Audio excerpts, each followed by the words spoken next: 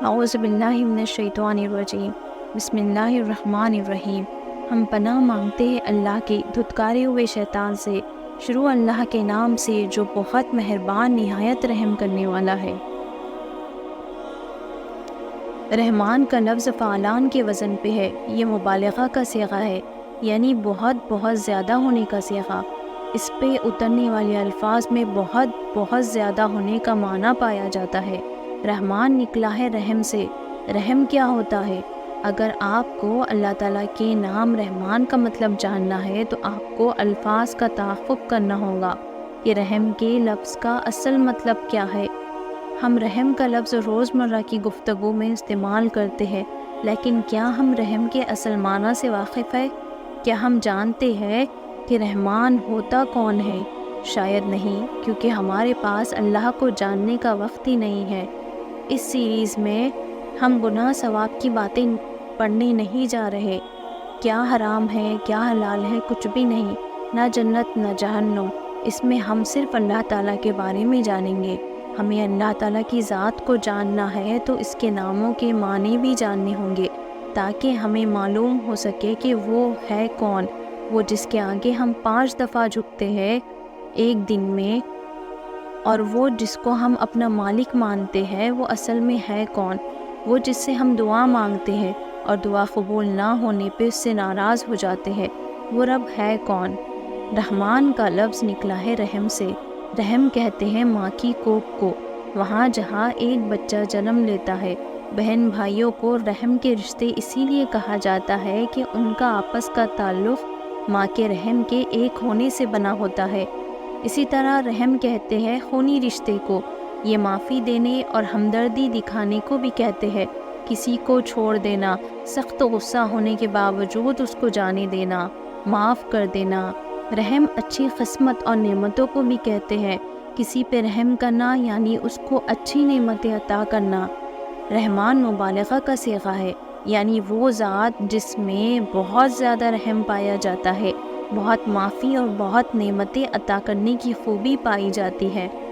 رحمان وہ نام ہے جو ہمیشہ اللہ تعالیٰ کے لیے ہی آتا ہے، اور رحمان وہ جو بہت مہربان، بہت رحم کرنے والا ہے۔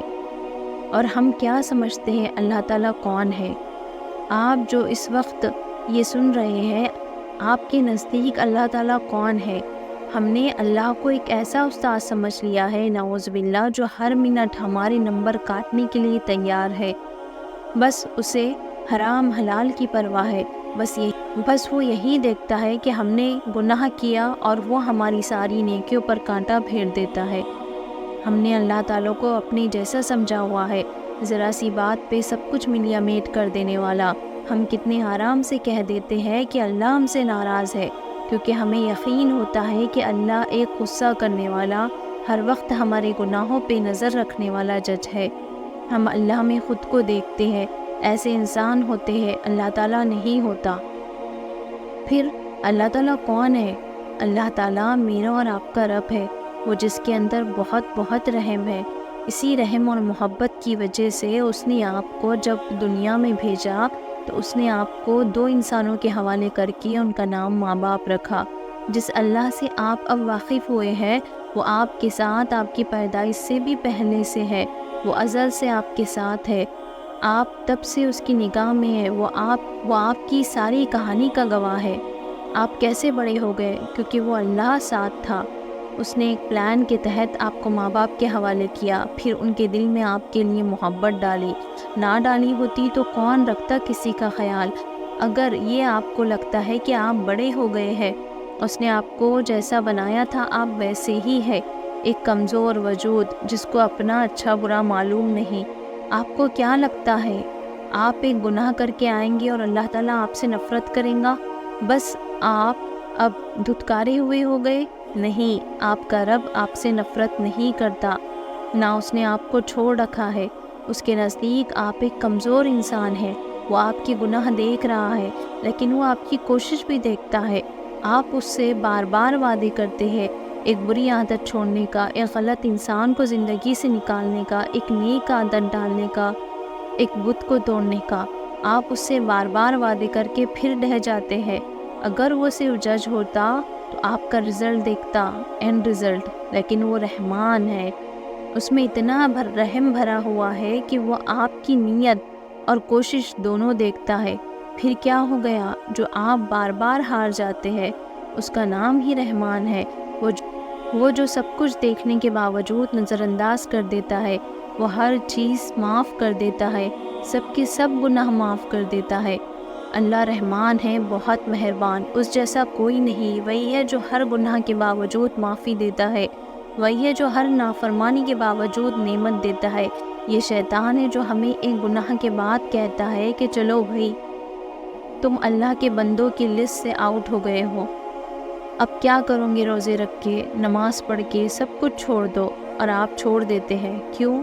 اللہ نے تو نہیں کہا آپ سے؟ آپ اب اس کے بندے نہیں رہے؟ اس نے تو نہیں دھتکارا آپ کو؟ کیا بجلی گری آپ پہ؟